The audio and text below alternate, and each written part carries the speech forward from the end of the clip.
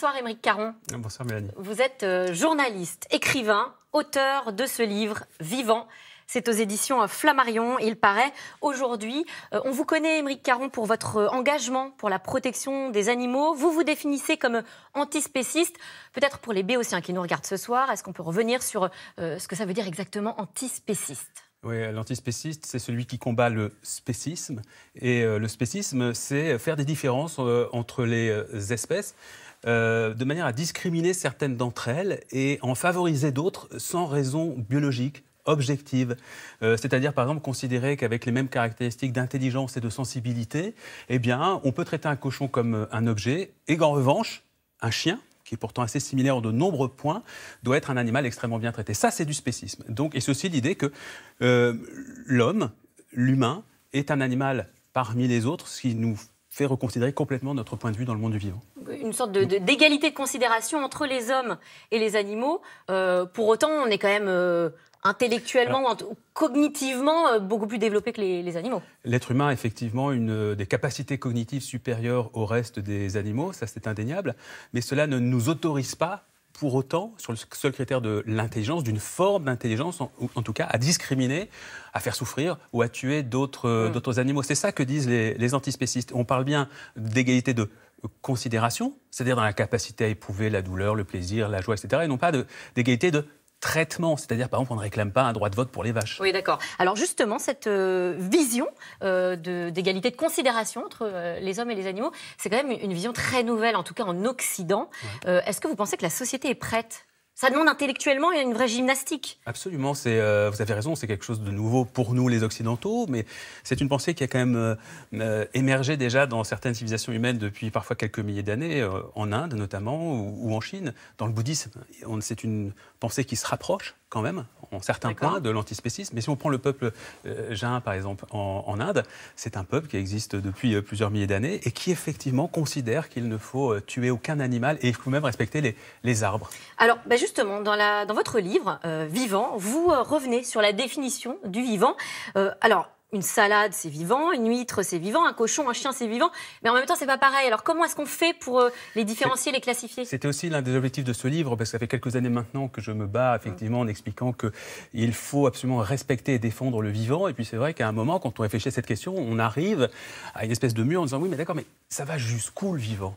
Donc, j'essaie de revenir, effectivement, à l'histoire même du vivant, depuis les premières cellules, les premières bactéries, jusqu'à nous-mêmes, l'Homo sapiens. Oui, une bactérie, c'est vivant. Une bactérie, c'est vivant, absolument.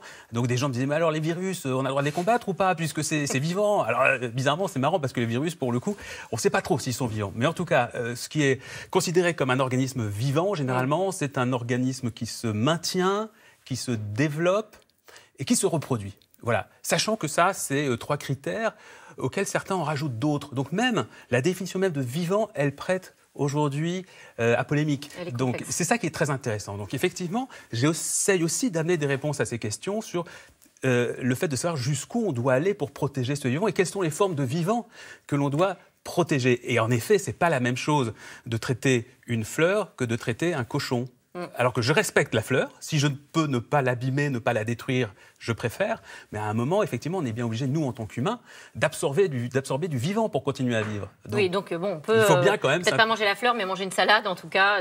A priori, ça ne pose pas de problème. Parce que ça, c'est un des nouveaux débats aussi que j'ai voulu aborder dans ce sujet. Parce qu'aujourd'hui, on a des productions littéraires, scientifiques, qui nous expliquent que les arbres ont une forme d'intelligence et de sensibilité. Et il y a eu une confusion, je trouvais, ces dernières années, dans le débat, où justement, parfois, on nous renvoyait, à nous, végétariens ou véganes, ce fait-là, cette information, qui est de dire, mais alors, si les arbres sont sensibles aussi, pourquoi eux, on les couperait ? Pourquoi les salades, on les mangerait ? Alors, j'explique dans ce livre qu'on parle bien de sensibilité, en effet, mais qu'on n'est pas dans le même genre d'intelligence ou de sensibilité, qu'il n'y a pas de système nerveux central chez les végétaux, etc., etc. Alors, vous dénoncez l'exploitation animale. Est-ce qu'on ne peut pas imaginer une certaine collaboration avec les animaux qui ne soit pas de l'exploitation tout de même ? Alors, sans doute.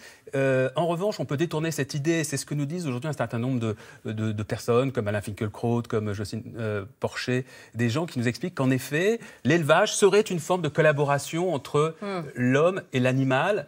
l'homme s'occupant de l'animal le temps de l'élevage, pendant quelques mois, et puis à un moment, la collaboration se terminerait sur une espèce de contrat tacite entre les deux, au bout de 6 mois. Quand l'animal est tué. Voilà. Et alors effectivement, il y a quelque chose qui ne va pas dans ce raisonnement, c'est que pour qu'il y ait contrat, et bien-être animal.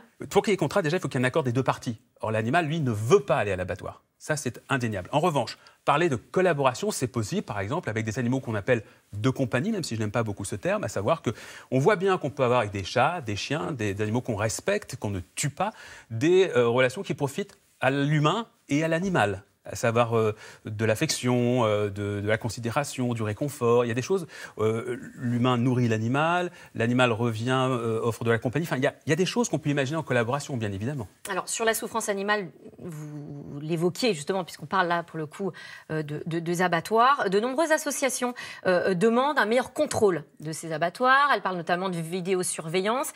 Est-ce que, pour vous, ça va dans le bon sens ou c'est, de toute façon, hors sujet, puisque ça ne va pas assez loin? C'est une première étape indispensable. Il faut vraiment saluer le travail de toutes ces associations qui, d'abord, a le mérite de faire connaître au grand public la situation réelle dans les élevages et dans les abattoirs. Ça, c'est formidable.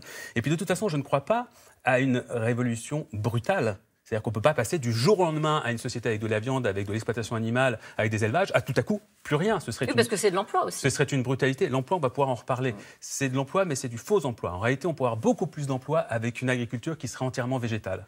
Et vous parlez justement des propos juste virulents, de ne pas passer peut-être effectivement de manière brusque et brutale à une société effectivement totalement Tout doit se faire dans l'explication, dans la pédagogie, c'est-à-dire... Et le vandalisme justement contre les boucheries, on en a parlé dernièrement, ça ne va pas vraiment dans ce sens-là, c'est un peu violent, non c'est violent, c'est une méthode qui n'est pas conforme à ce qu'est l'antispécisme, qui est une philosophie de la non-violence par définition.